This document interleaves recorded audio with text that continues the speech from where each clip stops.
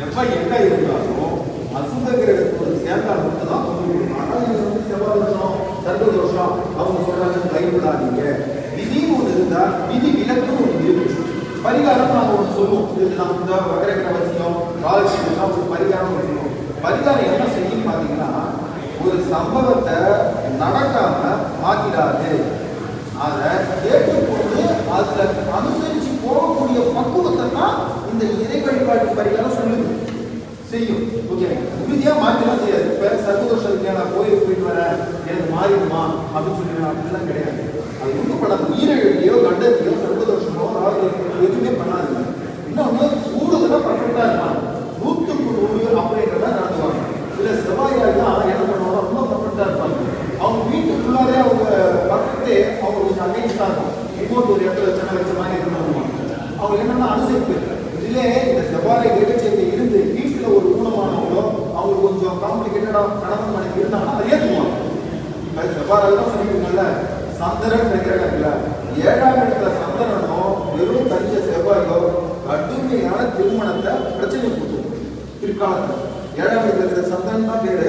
அது என்ன பண்ணுன்னா ஒத்து போகாத திருமண வாழ்க்கை கொண்டு அட்ஜஸ்ட்மெண்ட் இல்லாம ஒண்ணு மனைவி தாழ்வு இருக்காங்க, ரெண்டாவது கணவன் தாழ்வு. ஏதோ ஒரு தாழ்வு ஏற்ற தாழ்வு இருக்கும். இந்த பரிகாரம் என்னன்னா ஏற்றுக்கொண்டு வாழ்வதுதான் சிறந்த பரிகாரமாக இருக்கும். திருமணம் போதுதான் எல்லாமே பண்றோம். ஆனா முகூர்த்தத்துக்கு நம்ம நேரமா சரியா குடிக்கிறோமா அப்படின்னா இல்லை. திருமணம் போட்டு நிறைய முகூர்த்தம் கொடுக்குறீங்களா? திருமணம் போட்டு முக்கியம் முகூர்த்தம். தாலி கட்டக்கூடிய நேரத்தில் அந்த புஸ்தர நாமத்தும் நம்ம சொல்லுவோம். அது 14 நிமிடங்கள் இருக்கும். அந்த நேரத்துல தாலி கட்டுறது ரொம்ப சிறப்பு. புஸ்தர நாமம் அதே மாதிரி சாந்தி முகூர்த்தம் அதுக்கு முக்கியம் யாருக்கும் இருக்குது. ஓகே, அதே மாதிரி மாங்கல்ய வாங்கல் இருக்குங்களா அதுக்கும் முகூர்த்தம் நல்லா இருக்கு. இந்த மாதிரி நம்ம முன்னோர்கள் நம்ம வாழ்க்கையை அடுத்த கட்டத்துக்கு சிறப்பாக கொண்டு போவதற்கு முகூர்த்தங்களும் ஜாதகங்களும் கிரக பொருத்தங்களும் சிறப்பாக கொடுத்துருக்காங்க. அதை நீங்க என்ன பண்ணணும்னா சரியான ஜோதிடர் தேர்ந்தெடுத்தல் தான் இருக்கு. இப்ப நான் சொல்ல சொல்லல. இப்ப ராஷ்டிரம் ஒரு சமீபத்தில் ஒரு ஜாதகம் பார்த்தேன். அந்த பெண்ணுக்கு வந்து குழந்தை பேர் இல்லை. சரி, ஓகேங்களா, நான் வந்து இந்த பெண்ணுக்கு வந்து குழந்தை பேர் இல்லைங்களே அப்படின்னு சொன்னேன். வேற ஒரு டாக்டரையும் பார்த்தாங்க, ஜோதிடரையும் பார்த்தாங்க. ஆனா அவங்களுக்கு குழந்தை பேர் இல்லை. நான் மருத்துவரை பண்ண சொல்லியிருக்கிறேன். வேற ஒரு நல்ல மருத்துவரை பார்த்துருக்கலாம். அவங்களுக்கு என்னன்னா இப்ப ஒரு சில ஆண் பெண் அது முக்கியம் எங்களுக்கு பார்க்கறது. அந்த 8ஆம் இட காலபுருஷனுக்கு 8ஆம் இடமான விருச்சிக ராசியும் பெண்ணுடைய லக்னத்துக்கு 8ஆம் இடத்தையும் ஒரு அசுபத்திரையும் தொடர்புனா லக்னத்தில் ஒரு தொந்தரவுகள் இருக்கும். ஓகே, அப்போ அவங்களுக்கு நாங்கள் என்ன சொல்றோம்னா இது வந்து மருத்துவ மூலியமா குழந்தை பெற்றுக்கலாம். ஓகே, டெஸ்ட் பேபி அது மாதிரி செஞ்சுக்கலாம். ஒரு சிலருக்கு என்ன பண்றோம்னா அதுவும் காம்ப்ளிகேட்டடா இருக்கும். அஞ்சேடு தொடர்பு வந்துடும். அப்ப அஞ்சேடு தொடர்பு இல்லை அவங்க தத்துவ யோகம்லாம் அவங்களுக்கு கரெக்ட். அதை நான் ஒரு ஜோதிடம் நாங்கள் என்ன பண்ணுவோம் அட்வைஸ் பண்ணுவோம். ஓகேங்களா, ஒரு அறியாமை போகிறது ஒரு வேலை. ஓகே, நீங்க ஒரு நல்ல நிறுவனத்தை இந்த விவாக சங்கம் ஒரு நல்ல நிறுவனத்தை சேர்த்திருக்கீங்க இந்த திருமணத்துக்காக. அதே மாதிரி நீங்க ஒரு நல்ல ஜோதிடரை தேர்ந்தெடுத்து உங்க தான் இருக்கு.